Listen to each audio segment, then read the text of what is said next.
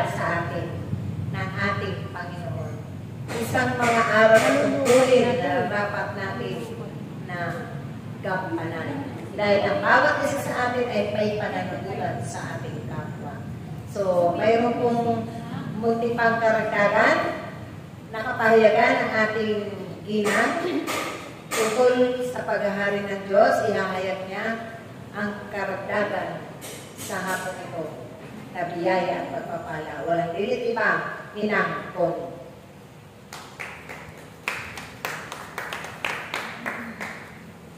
Magandang gabi na po ba? Sa ating lahat. Hindi na talaga kayo sana. Parang sabi ni Lord, may mensahe. No? At tulad niya po na ipinahayag ng ating kapatid, ng mga panahon nila, sa lumang tipan, mga tao ay abala sa kanilang mga ginagawa. Inuman, at kaksawahan, kakainan, at nagpapakasaya. Sa panahon din po natin ngayon, ay gayon din ang ating ginagawa. Amen? Ngunit, sabi nga ng ating Panginoon, sa ating pang mga ginagawa sa pinagkakabalahan natin sa maghapon, napagninilayan ba natin sa ating sarili? No? Na ang ating pang ginagawa ay naaayon sa kalooban ng Diyos. Na dapat parangalan ba ang Diyos sa ating ginagawa, sa ating pag-abala sa maghapon? Sabi nga, bago daw tayo matulog, examinin daw natin yung ating sarili. Pag nilay-nilayan natin yung maghapon na nagtaan sa ating buhay.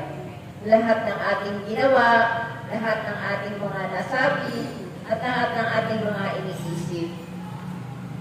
Na pag nilayan daw natin at pag-examine sa sarili, ayun na ngayon. Paano ba examinin ang pagninilayan ng ating sarili?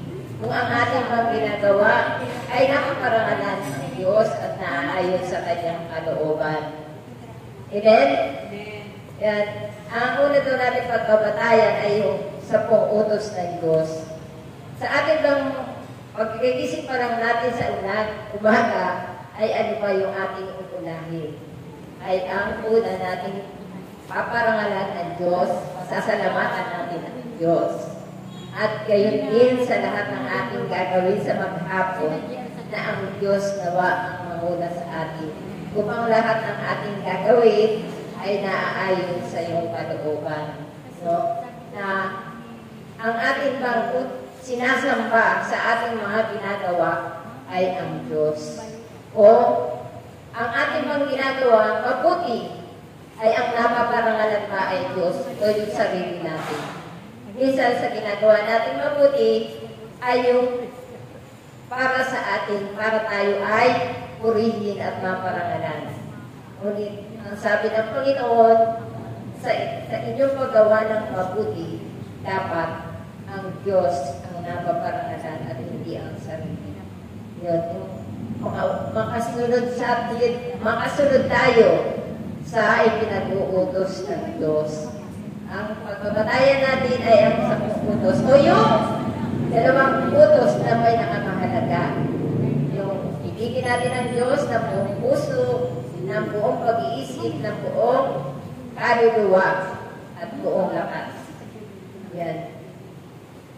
At ibigin natin ang ating kapwa gaya ng pag-ibig natin sa ating sarili. Amen? Palakpakan natin ang ating Panginoon. Yun lamang po, mga kapatid, ang mensaheng gustong ipahatid sa atin ng ating Panginoon na bago tayo matulog, pag nilay-nilayan natin ang ating mga nagawa sa maghapon, na isip natin at mga nasasabi natin ay napaparangalan pa ng Diyos. Magandang gabi po sa atin.